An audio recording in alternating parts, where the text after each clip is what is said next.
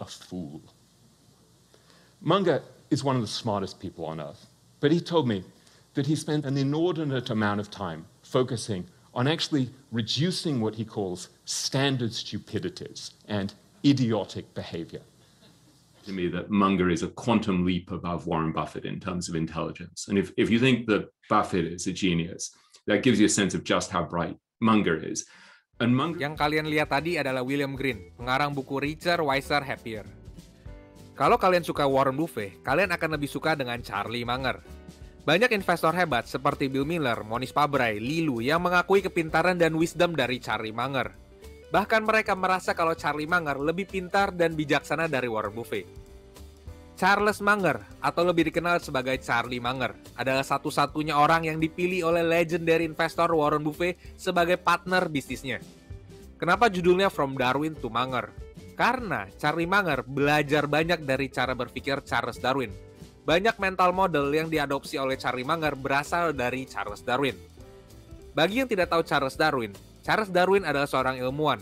Penemuan yang paling terkenal adalah teori evolusi manusia, yang gambarnya dari monyet sampai jadi manusia. Nah, itu yang temuin Charles Darwin tuh. Charles Darwin adalah seorang ilmuwan unik di masanya, di mana dia adalah seorang kontrarian, yang teorinya selalu bertentangan dengan para akademis di masanya. Yang membuat unik adalah proses atau cara berpikir dari Charles Darwin yang Charlie Munger identifikasikan sebagai sangat pintar, cermat, dan bijaksana. Cara berpikir Charles Darwin itu terbalik. Kenapa Charles Darwin selalu berpikir terbalik? Karena otaknya si Charles Darwin itu terbalik. Bercanda deh. Anyway, nanti akan dibahas di video ini, jadi jangan di skip, simak terus sampai akhir. Dan selamat datang di channel 321 Mulai. Channel ini membahas buku-buku yang telah gue baca. Topik kali ini adalah 5 bungkus ilmu dari buku Seeking Wisdom From Darwin to Munger, karya Peter Bevlin.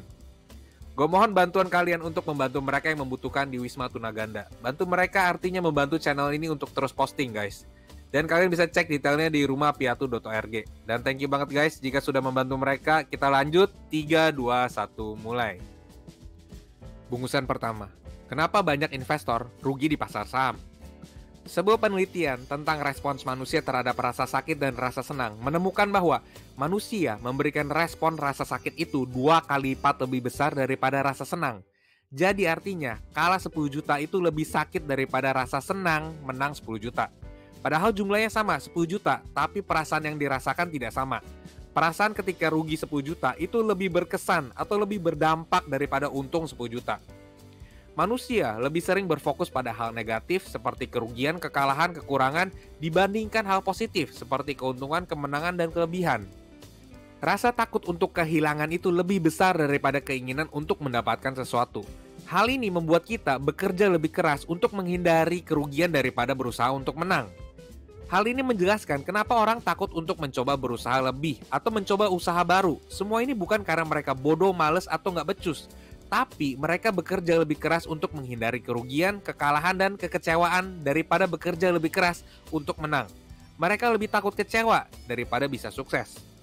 Manusia lebih menaruh perhatian terhadap kemungkinan kalah atau ruginya daripada kemungkinan untung atau menangnya. Hal ini menjelaskan kenapa investor itu kebanyakan rugi daripada untung.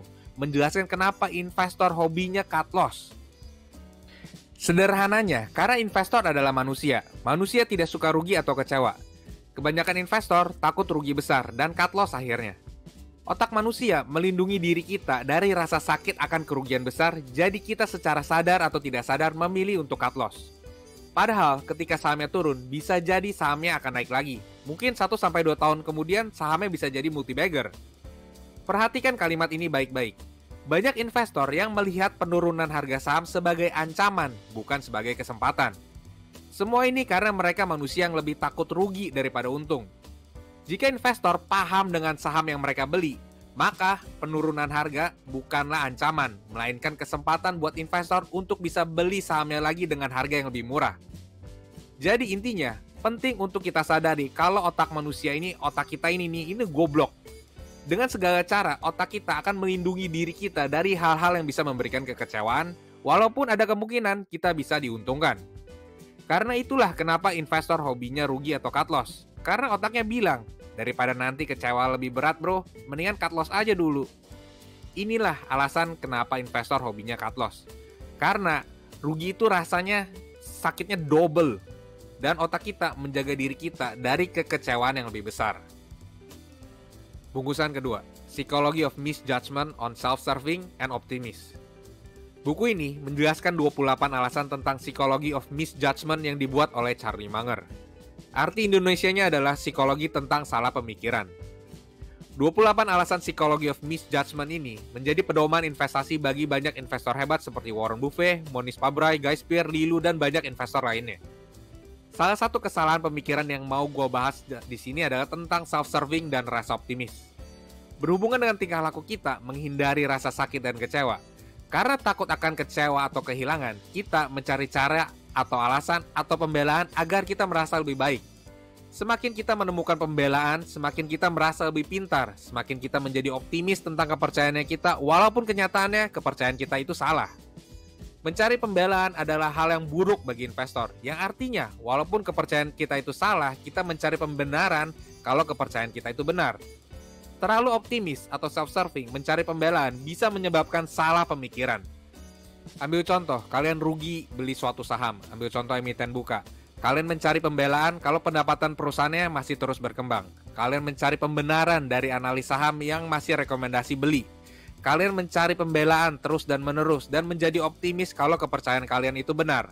Padahal bisa jadi kalian salah. Buku ini mengutip kalimat bijaksana dari Dr. Albert Schweitzer. Begini kalimatnya. Seorang optimis adalah orang yang selalu melihat lampu hijau dimanapun. Seorang pesimis adalah orang yang selalu melihat lampu merah dimanapun. Hanya orang bijaksanalah yang buta warna. Jadi, bagaimana caranya agar kita bisa melindungi diri kita dari kesalahan pemikiran self-serving dan rasa optimis? Caranya adalah dengan berfokus terhadap kejadian buruk yang bisa terjadi dan konsekuensinya. Harus punya margin of safety dalam setiap keputusan. Tahu cara menghandle situasi buruk yang bisa aja terjadi. Kejadian tidak terduga selalu aja bisa terjadi. Selalu bertanya, bagaimana gua bisa salah? Siapa yang bisa kasih tahu gua ketika gua salah? Jadi intinya adalah sadar kalau kita investor selalu mencari cara menghindari rasa sakit dan kecewa. Jadi kita selalu tertarik dengan hal-hal yang terlihat bisa menguntungkan untuk menutupi rasa sakit dan kecewanya kita. Dalam konteks sebagai investor, ketika sahamnya turun, gua memilih tetap positif. Gua selalu stop sejenak. Gua mikir, apakah ada hal yang gua tidak ketahui? Lalu gue mulai mencari tahu berita-berita terbaru. Lalu gue cek sendiri, ke diri gue sendiri, apakah gue tidak bias. Gue mulai mencari pemikiran orang yang bertentangan dengan keputusannya gue. Dalam arti kata orang yang menjual sahamnya. Jika tidak ada sesuatu hal yang mempengaruhi fundamental perusahaan, maka gue akan simpan terus sahamnya. Bungkusan ketiga, Psychology of Misjudgment on Deprival Syndrome. Kita semua benci mengakui kalau kita rugi duit. Ketidakmauan kita untuk rugi memberikan kontribusi ke status quo bias kita, yang artinya kita menaruh nilai lebih ke sesuatu yang kita punya. Contohnya, gue punya saham Goto yang rugi 30%. Gue nggak mau jual karena kalau gue jual artinya gue mengakui kalau gue itu salah. Jadi gue pegang itu saham Goto dengan alasan kalau nilai valuasi Goto bisa mencapai Rp300 per lembar saham. Gue ngotot kalau pasar saham itu salah menilai Goto. Gue telah masuk ke dalam yang namanya deprival syndrome. Charlie Munger bilang, the deprival superreaction syndrome of man helps cause much ruin as people cognition is distorted as the result of their suffering losses and seeing near misses. Kita semua benci jual saham yang rugi. Itu sama seperti mengakui ke orang lain kalau kita telah membuat kesalahan. Maka dari itu, kita seringkali pegang saham rugi kelamaan dan jual saham yang menguntungkan terlalu cepat. Sebagai investor, rugi yang direalisasikan itu rasanya lebih sakit daripada rugi yang belum direalisasikan. Ini sebabnya kita investor seringkali membuat keputusan yang bias. Alasan sederhananya karena investor takut rugi, takut kecewa, yang membuat kita merasa kalau saham yang kita punya itu bagus, padahal sahamnya jelek. Selanjutnya, siapa yang di sini seringkali berusaha cuan balik dari saham yang sudah buat kita rugi? Siapa di sini yang sering berusaha keras untuk balik modal? Dalam buku ini Warren Buffett bilang seperti ini, a very important principle in investing is that you don't have to make it back the way you lost it. In fact, it is usually a mistake to try to make it back the way you lost it. Charlie Munger menambahkan, that is the reason why so many people ruined by gambling. they get behind, and then they feel like they have to get it back the way they lost it. It is a deep part of human nature. Seringkali kita rugi. Ambil contoh di saham Gotoh. Kita berusaha keras untuk cuan balik dari saham Gotoh. Seringkali kita rugi dengan cara trading. Kita berusaha keras untuk cuan balik dengan cara trading. Hal ini sama seperti penjudi yang berusaha keras untuk cuan balik dengan cara berjudi. Padahal penjudi tersebut bisa balikin uangnya dengan cara lain seperti bekerja lembur atau kerja sampingan. Tapi penjudi lebih memilih untuk cuan balik dengan cara berjudi lagi. Jadi intinya, kalau kalian beli saham atau aset lainnya dengan value-nya yang sekarang itu di bawah harga yang kalian bayar, jangan tunggu balik modal. Contohnya, kalau kalian beli saham dengan harga 100 US dollar dan sekarang harga sahamnya 50 US dollar, kalian harus jual sahamnya jika nilai valuasi sahamnya tidak lebih dari 50 dolar sekarang. Jangan tunggu balik modal, buat keputusan berdasarkan nilai atau value-nya sekarang. Jangan masuk ke dalam deprival syndrome. Bungkusan keempat, Psychology of Misjudgment on Social Proof. Bagi yang suka dengerin tips saham di YouTube, apakah kalian bergantung pada orang lain untuk saran dan tindakan berinvestasi? Kebanyakan orang, iya. Kenapa begitu? Karena kita adalah manusia, makhluk sosial, yang seringkali dipengaruhi oleh apa yang kita lihat orang lain lakuin dan percaya. Kita percaya kalau orang lain tahu lebih banyak daripada kita. Kita mau apa yang orang lain mau. Ketika semua orang mau beli saham PT ABC, kita berasumsi kalau pasti ada alasan bagus yang orang lain tahu dan kita tidak tahu. Jadi kita ikutan beli sahamnya. Kita juga menghindari apa yang orang lain hindari. Ketika semua orang jual saham PT ABC, kita berasumsi kalau pasti ada alasan jelek yang orang lain tahu dan kita tidak tahu. Jadi kita ikutan jual sahamnya. Kita ngikutin investor lain tanpa tahu alasannya. Khususnya ketika banyak investor yang tidak yakin dengan bisnis yang mereka beli, ketika kita berada dikelilingin oleh banyak investor, ketika kita tidak punya pengetahuan yang dalam tentang suatu subjek, atau ketika kita sedang stres dan rendah diri. Pengusaha fashion, buku, movie, dan yang lain-lainnya tahu kalau banyak orang yang suka suatu produk, yang lain pasti akan ikut-ikutan. Kita percaya testimoni dari orang yang kita perhatikan mirip dengan situasi kita. Jadi intinya, ketika kalian tidak tahu dengan bisnis perusahaannya, tidak tahu valuasinya, jangan ikut-ikutan mereka yang suka bagi-bagi tips saham di media. Mereka mungkin terlihat expert, tapi mungkin mereka punya agenda pribadi yang bertujuan bukan untuk menguntungkan kalian. Banyak pendapat investor di media, seperti noise. Mereka hanya membuat kita terpengaruh. Jangan dengerin mereka, dengerin diri sendiri. Jika tidak tahu, lebih baik tidak usah berinvestasi daripada rugi. Jika kalian tidak paham dengan bisnis perusahaannya, akan lebih baik jika kalian melakukan riset sendiri. Jangan mentah-mentah percaya pada media. Jangan takut FOMO. Ingat, jangan terpengaruh sosial. Kita nggak ada yang tahu niat dan otak orang lain sepenuhnya. Hindari noise. Stay true to yourself. Others get lost. Bungkusan kelima, dan ini yang paling penting. Invert. Always invert. Bungkusan terakhir adalah yang paling penting. Apapun yang kalian lakukan, always invert. Invert artinya terbalik. Charles Darwin menemukan teori evolusi manusia karena berpikir terbalik, inverted thinking. Jika kalian menemukan suatu masalah, selalu berpikir terbalik. Seringkali kalian akan menemukan solusinya. Gua kasih contohnya aja biar gampang dimengerti. Contohnya, seorang pelajar ingin nilainya jadi baik.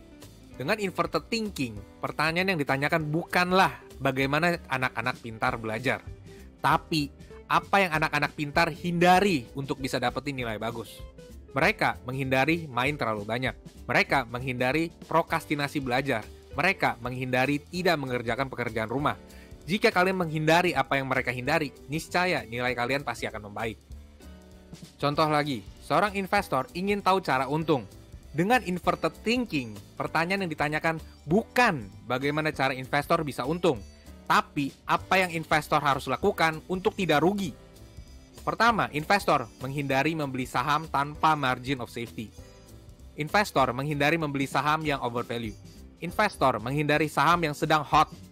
Investor menghindari noise atau tips saham dari investor amatur di YouTube. Investor menghindari saham yang mereka tidak paham bisnisnya. Jika kita menghindari hal-hal tersebut, niscaya investasi kalian tidak bakalan rugi. Jadi intinya, ketika kita ketemu sebuah masalah, always invert guys, always invert. Dan video ini bukanlah saran finansial, melainkan dibuat untuk entertainment semata. Kalian bisa baca bukunya sendiri untuk lebih detailnya. Cek video lainnya di playlist buku investasi. Jangan lupa untuk di-subscribe, like, dan nyalakan notifikasinya supaya nggak ketinggalan video selanjutnya. Sampai jumpa di video berikutnya. Cheers guys!